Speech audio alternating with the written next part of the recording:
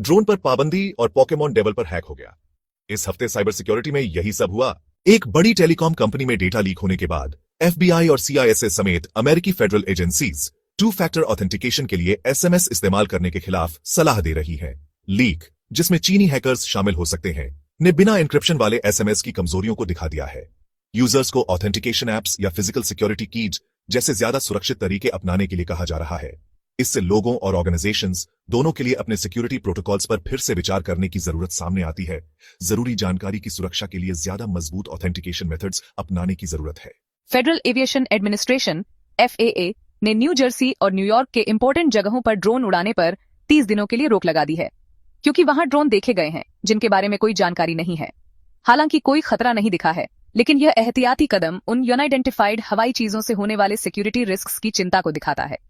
यह कदम important areas में drone के इस्तेमाल को लेकर बढ़ती चिंताओं को दर्शाता है और बिना पायलट वाले हवाई व्हीकल्स के रेगुलेशन और निगरानी से जुड़ी चुनौतियों को भी। साइबर सिक्योरिटी स्पेशलिस्ट AB वॉडेल को हंटिंग ऑफिशियल्स के अकाउंट हैक करने का दोषी पाया गया ताकि इलीगल एक्टिविटीज का खुलासा किया जा सके। उसने एनिमल राइट्स एक्टिविस्ट्स को पर्सनल जानकारी दी, जिससे ऑफिशियल्स को परेशान किया गया। वॉडेल को सस्पेंडेड सजा, कम्युनिटी सर्विस और जुर्माना दिया गया और केयरटेकर होने की वजह से उसे जेल नहीं जाना पड़ा। यह मामला एक्टिविज्म के लिए हैकिंग के इस्तेमाल पर एथिकल सवाल उठाता है और पर्सनल डेटा तक बिना इजाजत पहुंचने के लीगल नतीजों पर भी। साइबर सिक्योरिटी एक्सपर्ट्स ने Amazon Fire Stick यूजर्स को फ्यूरी बनाम यूसिक फाइट जैसे इवेंट्स की इलीगल स्ट्रीमिंग के खिलाफ चेतावनी दी है। इससे यूजर्स मैलवेयर और साइबर थ्रेट्स के शिकार हो सकते हैं, जिससे बड़ा फाइनेंशियल लॉस हो सकता है। यूजर्स को सलाह दी जाती है कि अपनी सेफ्टी के लिए ऑफिशियल स्ट्रीमिंग सर्विसेज का इस्तेमाल करें। इलीगल स्ट्रीमिंग न सिर्फ कानून तोड़ना है, बल्कि इससे पर्सनल साइबर सिक्योरिटी भी खतरे में पड़ती है। इसलिए लीगल व्यूइंग चैनल्स का इस्तेमाल करना जरूरी है।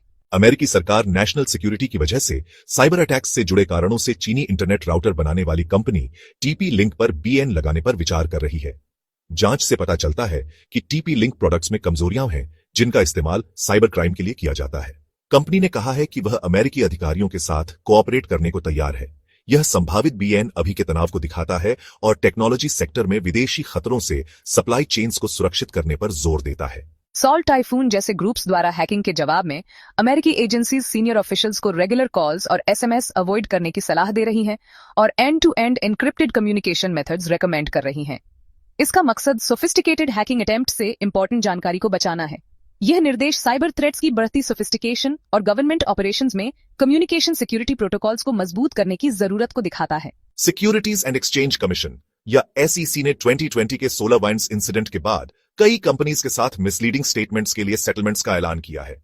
यह कदम लिस्टेड कंपनीज द्वारा साइबर सिक्योरिटी इंसिडेंट्स की सही और समय पर रिपोर्टिंग पर SEC के जोर को दिखाता है।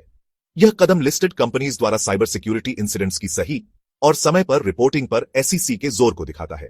कंपनीज पर साइबर सिक्योरिटी प्रैक्टिसेस और इंसिडेंट्स के बारे में ट्रांसपेरेंसी बनाए रखने का दबाव बाज रहा है और रेगुलेटरी बॉडीज रूल्स के पालन पर नजर रख रही हैं। राष्ट्रपति इलेक्ट डोनाल्ड ट्रंप की वापसी की उम्मीद के साथ cyber security and infrastructure security agency यानी CISA रिस्ट्रक्चरिंग को लेकर चिंताएं बेअर आच रही हैं।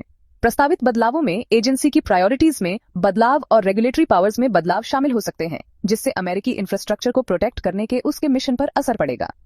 पॉलिटिकल बदलाव देश के साइबर सिक्योरिटी स्टैंड्स पर असर डाल सकते हैं, जो स्टेबल और कंसिस्टेंट साइबर डिफेंस स्ट्रैटेजीज की इंपॉर्टेंस को दिखाता है। एक ग्लोबल सर्वे से पता चला है कि लगभग 45% एम्प्लॉयड अडल्ट्स साइबर अटैक्स या स्कैम्स का शिकार हुए हैं, जिससे उनकी पर्सनल जानकारी खतरे में पड़ गई।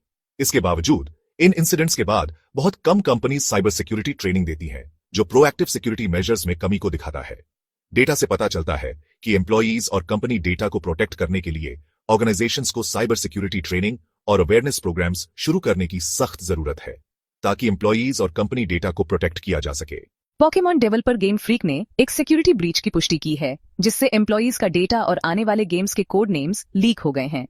यह इंसिडेंट वीडियो गेम हिस्ट्री के सबसे बड़े इंसिडेंट्स में से एक माना जा रहा है, जो इस सेक्टर में डेटा सिक्योरिटी को लेकर चिंताएं पैदा करता है। अगले हफ्ते तक के लिए